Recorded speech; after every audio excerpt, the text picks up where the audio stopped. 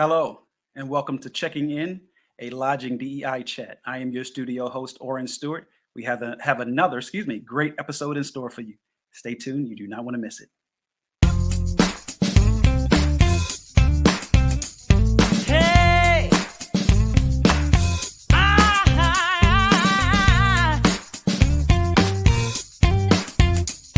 Yeah! Hey!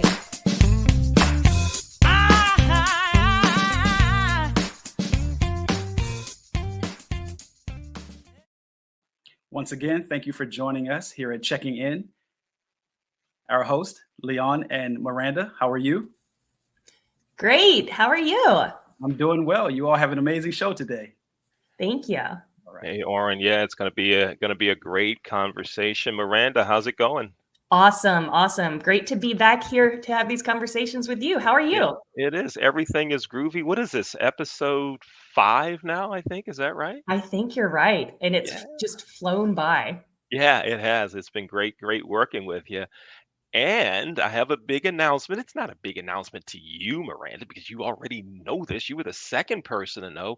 But folks, you can check us out on podcast platforms now. Wherever you check out and listen to your podcast, you can listen to Checking In, a Lodging DEI chat. New episodes drop every Thursday. So you can check us out here on YouTube or LinkedIn or wherever, but you can also make sure you check us out via your podcast. Download it, listen to it while you're in the car and whatever else you want to do. That's pretty cool, huh? That is so cool. And I was just in South Florida over the weekend and traffic has gotten so bad there. But you know what's a great thing to do when you're stuck in traffic? Listen to our podcast. Oh, I like it. I like it. Yes, listen to the podcast. Yes. So we have a really cool guest with us today. Miranda, go ahead and tell us about our guest, and then we'll bring him on the screen and we'll talk. Yeah, so I recently had the pleasure of getting to speak in Chicago at the PAVE Prevention Summit with our guest. His name is Nick Mautone, and I think that he is just such an interesting, cool person. If you look on his LinkedIn, he describes himself as dad, author, futurist, and hospitality guru. I've also heard him referred to as the fixer because in his 40 plus year career in the hospitality industry, he's been known to just turn things around for some amazing establishments. And I think we're going to have a great conversation. All right, great. Well, let's get this conversation started with Nick. Let's bring Nick on to the show. Hey, Nick, how are you doing? Very well, thanks. Thank you for having me. Right on. Thanks for being with us. It's great to have you on our show. I've been hearing some really cool things about you. So why don't we do this? Tell us about your background. Now, you've been doing a lot of things for a long time, so don't tell us everything, but kind of give us the highlights of what you've been doing. But most importantly, how'd you get into the hospitality business? So I think I'll start with that first because I think that's apropos to where we go from here. People are usually surprised to hear that I was pre-med at Fordham University at one point in time and loved science. I did not want to be a doctor. I wanted to go into science. So it's a big love of mine. But I was putting myself through school working in restaurants and bars and catering facilities and you name it. And, any odd job I could do to make money. But I found that I really enjoyed the hospitality industry. And at one point, for a variety of reasons, my brothers and I opened up a pizza and pasta restaurant called American Pie during this time. And at one point, I turned around to my mother, looked her in the eye and said, "Hey, Mom, we're not going to have to pay for medical school. We're going to open a restaurant." And a few days later, after she stopped crying, wished us well, told me that just make the best business you can possibly do and take care of people and everything. And I've never looked back. And that was at this point over 45 years ago at this point. And I've just never looked back. So we had that pizza and pasta restaurant called American Pie for about 8 years. We had a couple of businesses going at the same time. But, I was 21 years old. My older brother was 25. My younger brothers were 20. And a couple of sisters helped out intermittently as well. And we were young, naive, and I'll speak for myself, more interested in flirting with the women who came into the store than figuring out how to be profitable, and learned a lot of hard lessons that way, and we moved on to, bigger and better things thereafter. And I'm still best friends with my brothers. We're not in business together, but we're still best friends and speak to this day. Yeah. But I went on to a couple of different avenues, and I won't give you everything. I did some bars and catering and whatnot, but I eventually landed in a fine dining restaurant called the Gotham Bar and Grill, and that sort of changed my direction to focus on a little bit more of the high end, high volume environment. I fell in love with it. From Gotham, a couple of steps in between, but I wound up as the managing partner of Gramercy Tavern in New York City, and that was back in 1995. And spent a little over 7 years with Gramercy Tavern.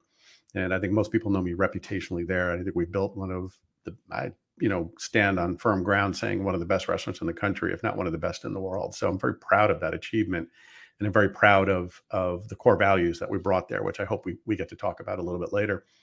In 2003, I left to start my own management and consulting firm, Mautone Enterprises. And I've spent the 2 decades since, at this point, helping other businesses open, operate, or turn around whatever they need. I have a particular love of the young operator or first-time young chef who wants to open their first business and help them go from zero to post-opening success.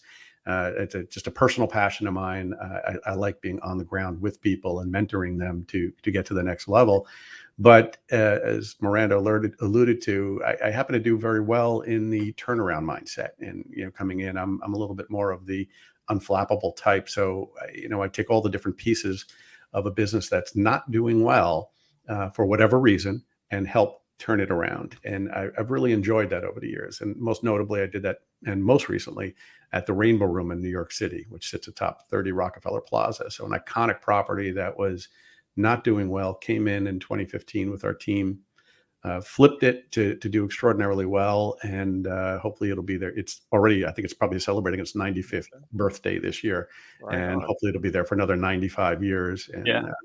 So I, left Rainbow Room was owned by Tishman Speyer in 2019, and have been, casually consulting and working on some nonprofits. And Yeah. more recently with an organization called PAVE Prevention is where I met Okay. Dr. Miranda. That's And where you so met I think her. it leads us to this podcast. So Yeah. we'll keep it there, and you can ask me any questions you want on the background. But I All could right. go Right in on. depth, but I think that's good. I hope.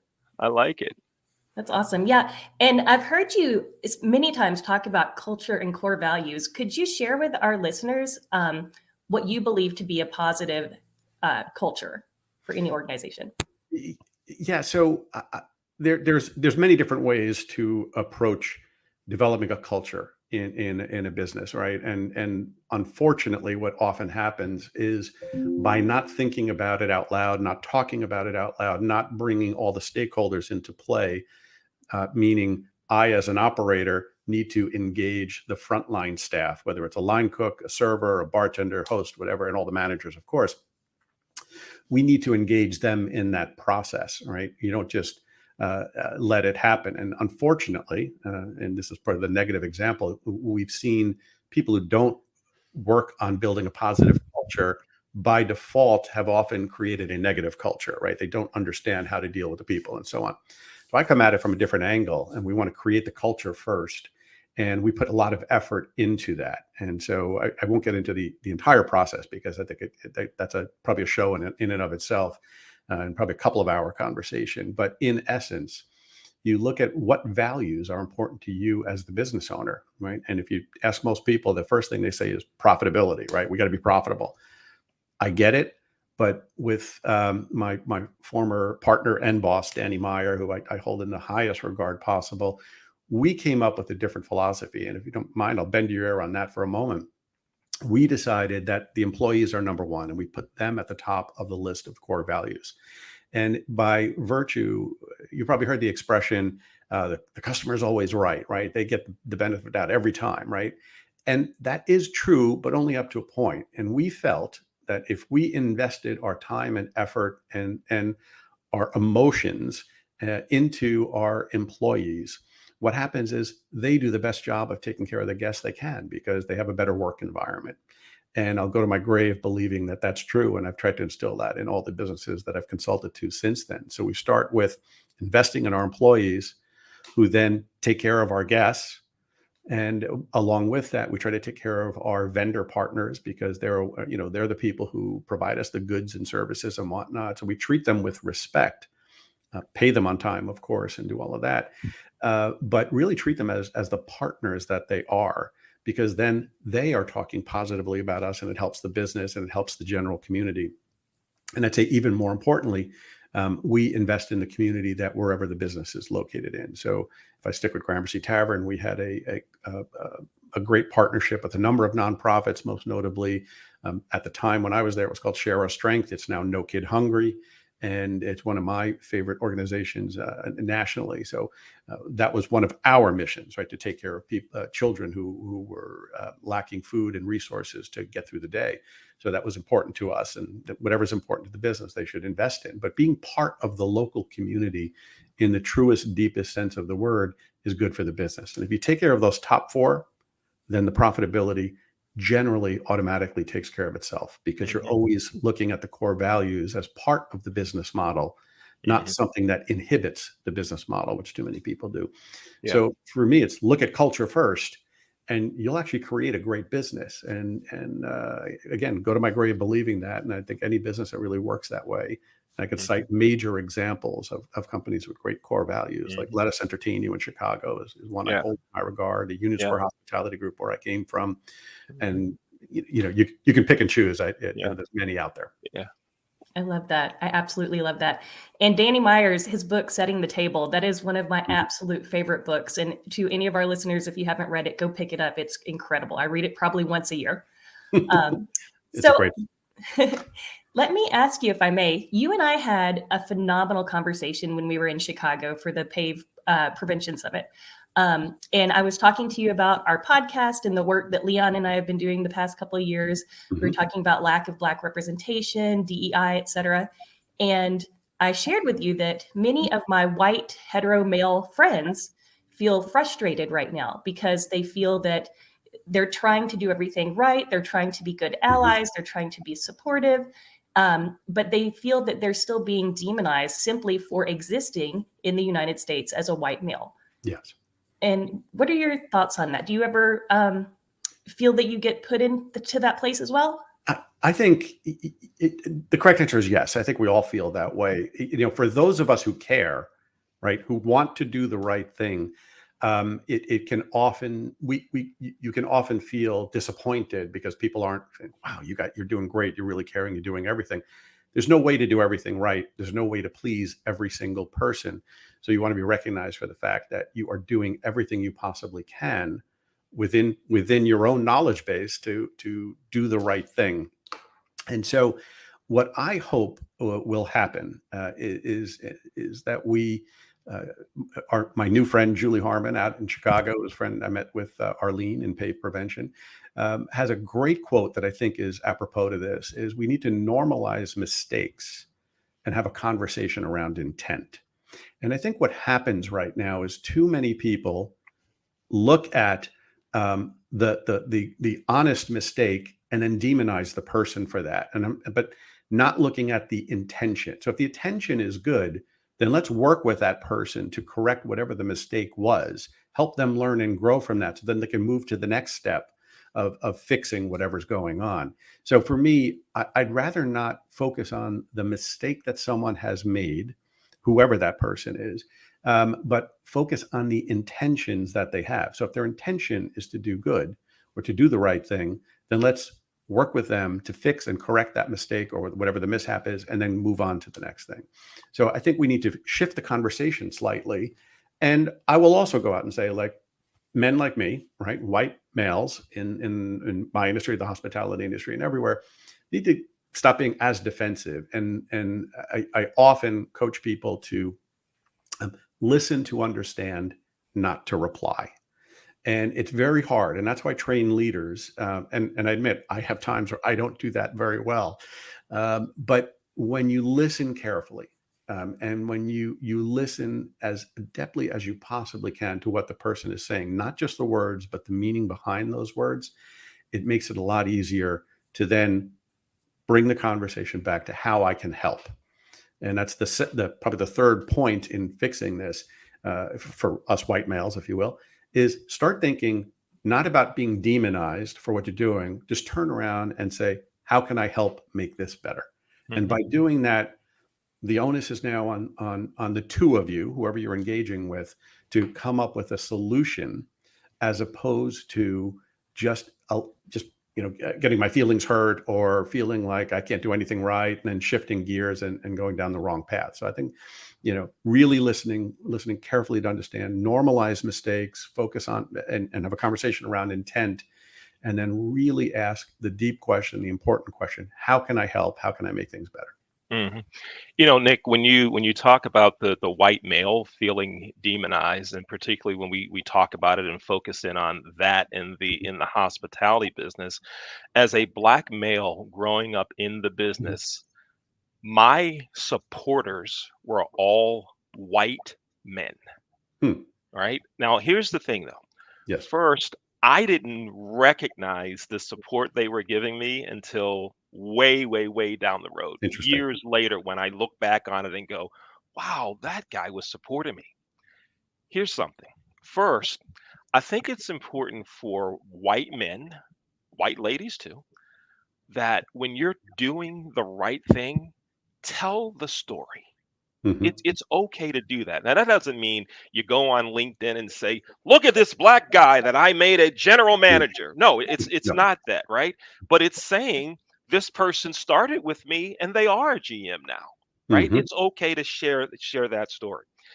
The second thing is, I think it's important that those that you've mentored, those that you help along the way, that Mhm. they not be afraid to say, "Nick helped me." That's right. Right? Sometimes folks are afraid to say that. I think we need to get more of those stories out there.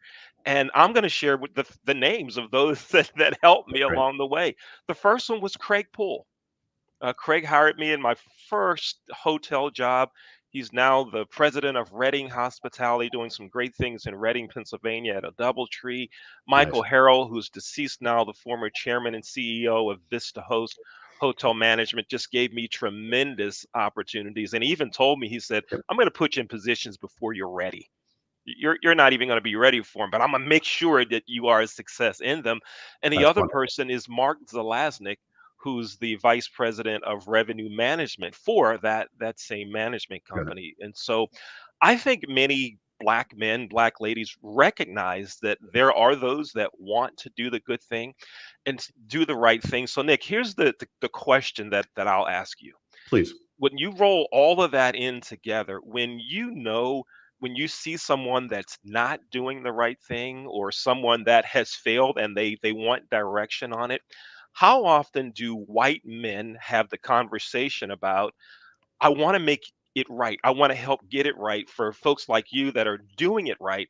How often do you counsel, share, encourage others like you to get it right? I would say the correct answer is probably not enough, but I think it's fairly often.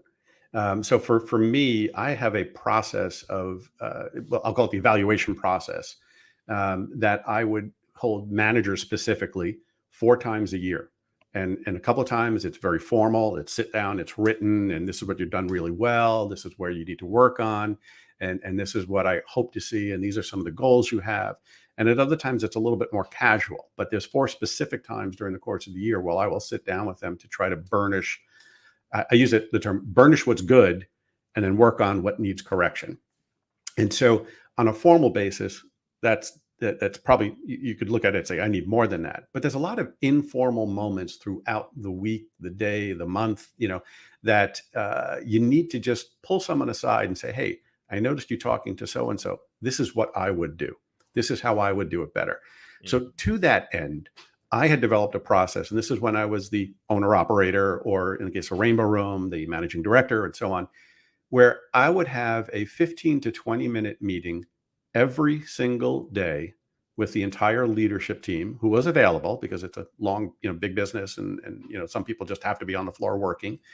And that might include a maitre d' or a host who is ultimately an hourly employee, but who is affecting whatever's going on in that day. But every single day, have I'll call it a pre-shift meeting with the leadership team to go over what went right or wrong the day before, what we need to accomplish today. And it's not just, okay, Dr. Miranda's coming in and she likes, gin martinis and we need to make sure we have it right. Something. I'm just making that up. So, but that's one aspect of it. But it's really what happened with our team the day before or the week before that we need to focus on, and then we can correct that today. And if you do that as a group setting where no one feels like they're being put on, where if I say, hey, Leon, yesterday you did a really great job, but you made a mistake here, that's not to put you on the spot. That is so that everyone learns from that issue. And I'm talking about, the daily steps, nothing that would personalize. If it needed to be a private conversation, I'd have a private conversation. But by having that moment every day where the team connects, you build a broader and stronger connection where people are actually talking about what's going wrong. And most importantly, they're fixing it so that it becomes what we're doing well. Mm-hmm. My name is Leon Thomas, here with Dr. Miranda Kitterlin Lynch and our guest today, Nick Mautone. This is Checking In, a lodging DEI chat. New episodes drop every Thursday on YouTube and LinkedIn, and you can check us out on your favorite podcast platform. If it's not on there yet, it will be soon because they're slowly rolling out. Leon Thomas, Miranda Kitterlin Lynch, again here with Nick Mautone. Nick, one more question from me regarding the white male piece of this puzzle that we're dealing with.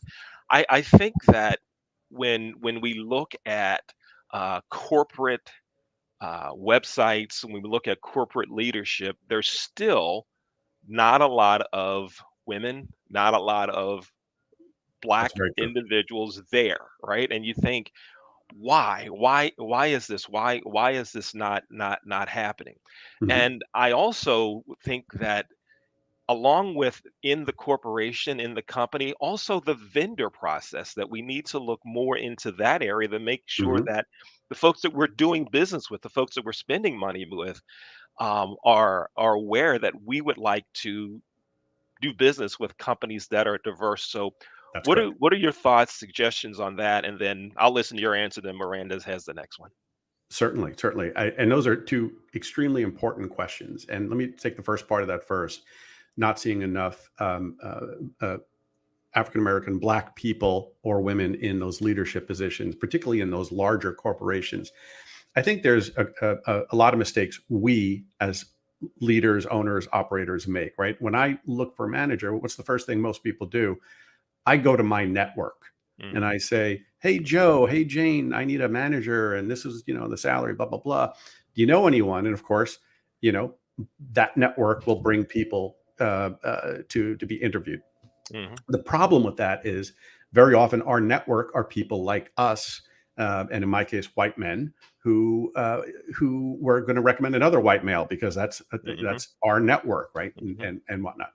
However, you need to force the way out of that by reaching out to other people. As you mentioned, vendors. There are, reach out to your vendors to talk very specifically what you're looking for. Reach out to your customers. Reach out to networks that you don't have, your hospitality association, and broaden the outreach in such a way that you're finding leadership in the diverse communities that are out there. Yes. And I'll go one step further. We have employees who are Black, Latino, et cetera, and certainly women. And you need to ask them, I need a manager. Do you know anybody? Because by stretching your outreach, you will find the right person one way or another. And you'll have an opportunity, at the very least, to interview a wider and more diverse group of candidates. I think that's most important. Nick, put your hand up. High five coming your way. Thank you. Broaden the network. I love it. Yeah, I second that. And I think that, so one of the things that I heard you say at the summit in Chicago was you don't know what you don't know, right? Correct. And I firmly believe that. And I too realized that years ago, I was falling into that same mistake of not making my network intentionally diverse. Correct. Specifically, I was doing a disservice to my students because I would bring in guest speakers all the time, which I thought was phenomenal. Mhm. And I didn't even think about the fact that I wasn't bringing in guest speakers that represented everybody in the Correct. classroom through no intention whatsoever. But fortunately, someone did bring it to my attention, and now I can be intentional about who I'm bringing in front of our students. So there's a quote by RBG that says, "Fight for the things that you care about, but do it in a way that will lead others to join you." Mhm. Let me ask you, is there anything that you feel discourages you? Is there anything that we, in support of this movement, in support of moving the needle, are there any mistakes that we're making that would push our allies away? Does that make sense? Yeah. I think I'd go back to the earlier quote on that, and not to harp it too much, but the Julie Harmon quote about normalizing mistakes and having a conversation around intent.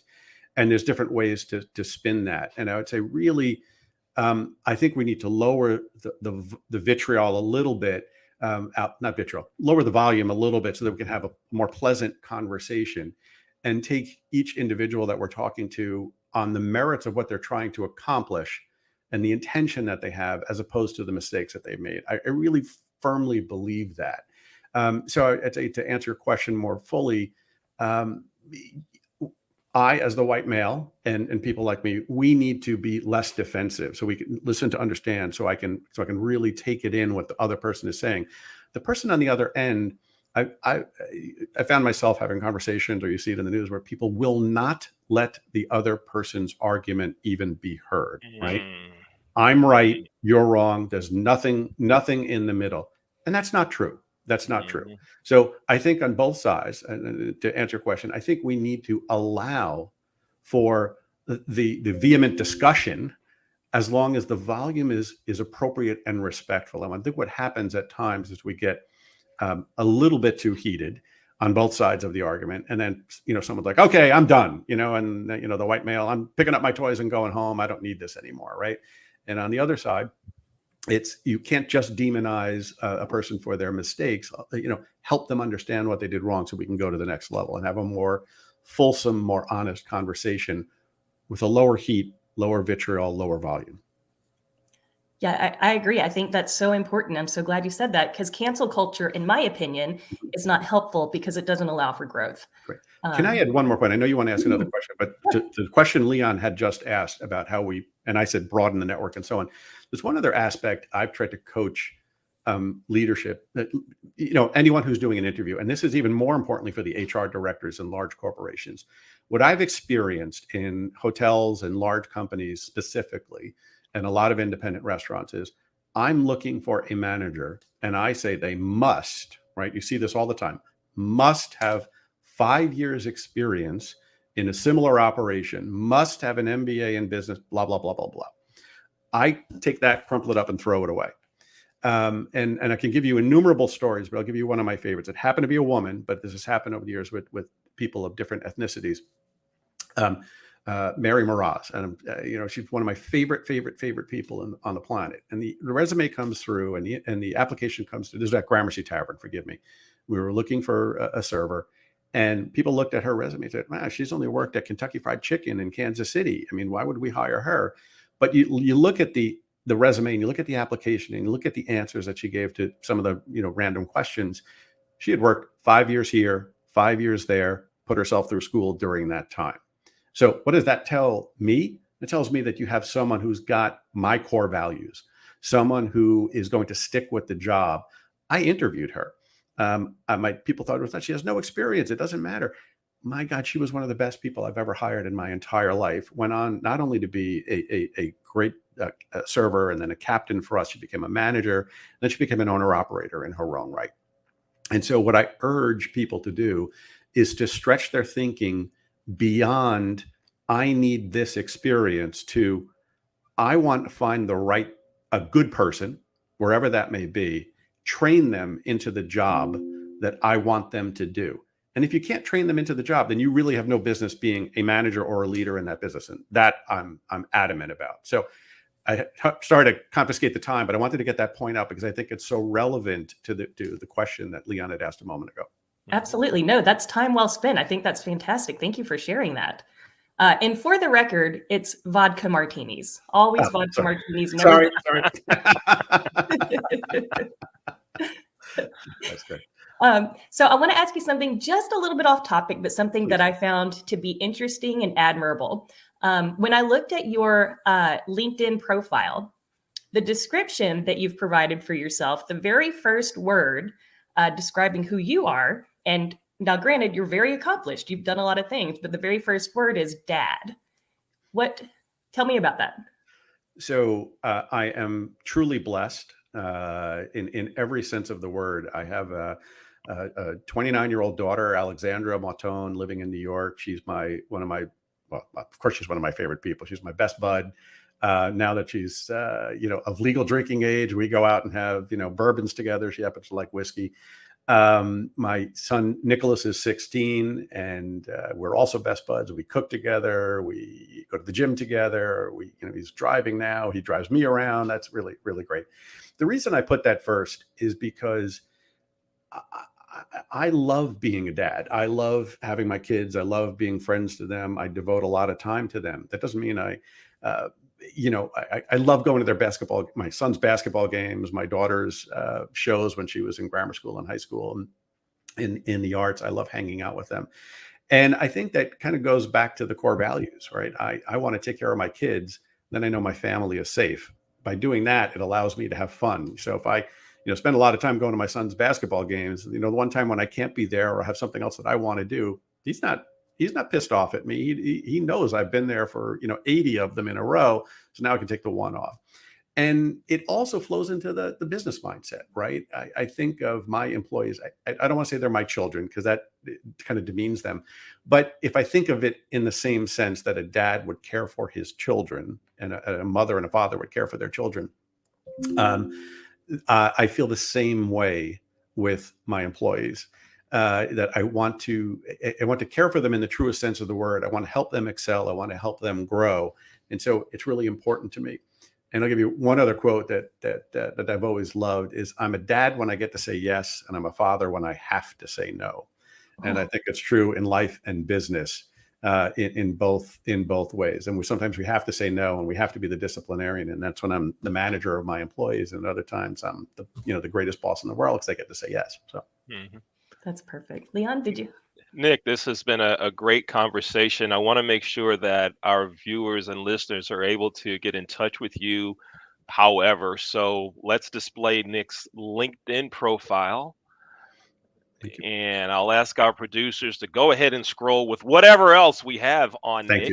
You guys have been running it through, but I think it's going to be so important for our listeners and viewers to be able to contact Nick. Now, Nick, one of the things you talked about was lowering the volume. Yes. And I want to encourage you and everyone to watch another show that we produce at the Leon Thomas Group. It's called Real Thoughts and Conversations. And on that show, we bring folks on that have opposing views, but we want to discuss them in a civilized manner. And so absolutely. The host of the show doesn't pick a side. It's ask a question, listen, let me clarify. And I think if we were to do that in our neighborhoods, in our businesses, in our meetings, that we could solve a lot of things, or at least move things in the right direction if we have those basic listen and understand conversations. But sometimes, as you know, and Miranda, as you know, we just don't do that. It's all the time, and we've just gotta stop that. So it was so cool for you to mention that. Thank you. I think you're right on target. And I think if I use the Abraham Lincoln example, right, who famously had this team of rivals, right, in the interest of getting opposing viewpoints into his cabinet, he had people that ran against him at one point in time, people that didn't believe in what he was doing, people who were racist. I'm sorry to say that, I think it was his Secretary of War at one point. But he needed those other counterpoints so that he could come up with the right decisions at a most crucial point in our country's history. And too many senior leaders are afraid to have a contrasting viewpoint. So everyone around them has a similar viewpoint. The term is yes men, in many respects. You need someone to contrast that viewpoint. I know I do as a leader, as a manager, because very often I'm learning from the people who are giving me a counterbalance and a counterpoint. And not enough people in the world today in business and leadership try that. They have too many voices around them that are just mirroring back to them what they want to hear or think they want to hear, as opposed to what they need to hear. And we all need to hear a counterpoint to our thoughts. Yeah, yeah. We have about 3 minutes remaining. Miranda, I'll turn it over to you for the final question. Yeah, I like to ask people this, and love to know what your answer is. If you could go back, what would you tell your 20-year-old self? Wow. And it can only be one thing. It's a great question. For me, and this is me personally, I would say focus more, because at 20 years old, granted, my brothers and I were starting our own business, but we were all over the map, right? Find what you're doing really well, burnish what you're doing really well, and then look at what you need to work on and try to find a way to fix it or to learn how to fix it. My 20-year-old self was a little bit unfocused, a little bit looking to have fun, even though we were having business and supporting a family and all that. So I would say focus more. That's what I would have needed to do. And I think that carries over to everything we said in our conversation as well. And I might have gotten a little bit off, gotten further along earlier in my career. That's good advice. Thank you. Leon? Nick Mautone, thank you for being a guest on Checking In, a Lodging DEI Chat. It's been a great conversation. Thanks for spending some time with us. Thank you. It's been a pleasure being here. Let's bring on our studio host, Oren Stewart. Hey, Oren. Hello, how are you all? Such an amazing show. Yes. Thank you for joining us once again for another great episode of Checking In, a Lodging DEI Chat with Miranda and Leon. I am your studio host, Oren Stewart. See you next time.